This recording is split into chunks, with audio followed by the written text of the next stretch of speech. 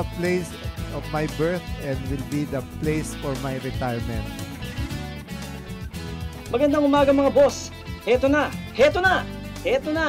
Bilang sa aming nakaraang episode ninyong nakilala ang lungsod ng Tayabas, ang ilan sa kanilang tradisyon at proseso sa paggawa ng lambanog.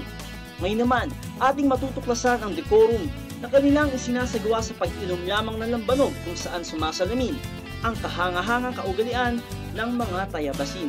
Sinasabing ang pagpapakilala sa publiko ng inuming lambanog ay mali dahil ito ay natukoy bilang isang inuming pangmahirap, pangkanto o para sa mga nais maglasing lamang. Ang hindi alam ng marami, may sinusunod itong kortesiya at pagrespeto. Ito ay ang tinatawag na ritual of drinking lambanog. Una, ang practice sa Tayabas ay mapanatili mo yung kortesiya, respeto at decorum. So, ibig sabihin may susundin ka. Kaya ang pagtagay ay laging inihahaya, pinakikita. Isang tagayan lang para sa lahat. May botelyero na siyang nakakaalam ng pagtatagay o yung pourer, at napakahalaga ng gawain nun. Sa bawat pagtagay ay pinakikita at may salita na naay po. Ibig sabihin, here, my drink. Ngayon, pag may nagsalita na ng naay, anybody from the group or 3 or 2 pwedeng chorus, sasagot sila ng pakinabangan. Di mahilig kami sa po. Pakinabangan po. At itong inuman ay walang pamimwersa. Walang pamimilit na merong paraan ng pagtanggi. Ang sasabihin mo ay titimtiman ko na lang po, timtim. Ibig sabihin, palalapatin mo lang yung labi mo sa labi ng baso para patunayan na kaya mong lumapat sa kanila sa isang tagayan. Karaniwan, babae siyempre ang hindi umiinom. Sasabihin niya, titimtiman ko na lang po. Merong on the rescue, may sasakop. Kaya may sasagot doon sa grupo, ay sasakupin na po kita. Pag sinabing ganon, ay sasabihin niya, salamat po, ay sasabihin pa rin niya na ay po, at titimtiman niya, timtim lang, tapos iaabot niya dun sa sasakop. Yun naman sasakop, hahanapin niya ang marka ng labi dun sa baso. Ipipihit niya talaga yung...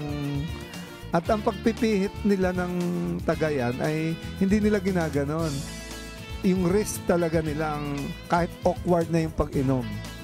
Pag nakita dun yung labi ng babae, dun siya inom. At pagkatapos ay i-compliment niya yung sinakop niya na napakatamiso ng iyong alak. Ilan lamang yan sa mga tradisyong makikita natin sa Tayabas.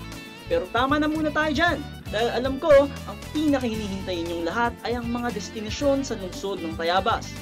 Kung kayo ay kapos sa budget at masyadong nalalayuan sa Banawe Rice Terraces, ang Tayabas ay mayroong mini rice terraces. Sinasabing ayon sa pananaliksik ang Tayabas daw. Bago pa man magkaroon ng Banawe Rice Terraces, ay sadyang may ganito ng teknolohiya noon pa man. Maaaring napadaan muna ang mga Chino na nagsagawa ng teknolohiya sa Benguet at sa Banahaw naman, sa Tayabas nila ito inumpisahan. Dalawa, ang Minor Basilica of St. Michael Archangel. Ang pinakamatandang simbahan na yari pa sa panahon ng mga Kastila. Ito ay inayos taong 1590 at ito ay unang binuo gamit ang kawayan at nipa, na sa paglaon ay naging bloke na ang bubong. Pamamanghaan ang hugis susi ng simbahan, kaya talaga namang natatangi. Ikatlo, ang Casa Comunidad, na isang historical landmark sa Tayabas. Ginawa taong 1776 at muling ginawa taong 1831 upang maging isang guest house para sa mga Kastilang may mataas na panunungkulan. Ito rin ang pinakamalaking istruktura sa Tayabas at nagsilbi ring kuta ng lokal na bayani ng Tayabas na si Hermano Pule na unang tumaligsa sa mga maling gawain ng mga praile. Dito na rin siya binawian ng buhay. Ang ikaapat, ang Puente de Malagonglong ay isang tulay na gawa pa sa panahon ng mga Kastila. May haba itong 445 feet. Nakakikitaan ng 5 malalaking arko. Ito ang pinakamatanda at pinakainingatan ng Tayabas. At ito ay nadeklara bilang historical landmark sa taong 2004 ng National Historical Institute. Sinasabing ang bawat bloke ng tulay na ito ay may simbolo o initials ng mga taong tumulong sa paggawa bilang katibayan na sila ay may kontribusyon. Marami pang makikita sa lungsod ng Tayabas, ang kasaysayan, ang kaugaliang kamangha-mangha. Kaya paanyaya sa mga kababayan. Inaanyayahan ko po kayo na bumisita sa Tayabas. Siya po isa ng syudad pero pinipilit namin na hindi ang syudad na iniisip ninyo. Sinisigurado ko po na pagpunta nyo dito ay makikita nyo yung kakaiba ng lugar. Ang kadalisayan pa rin ng aming kultura at tradisyon, ang pagkain, ang lugar, ang mga taong nakangiti at mga taong mabubuti ang kalooban.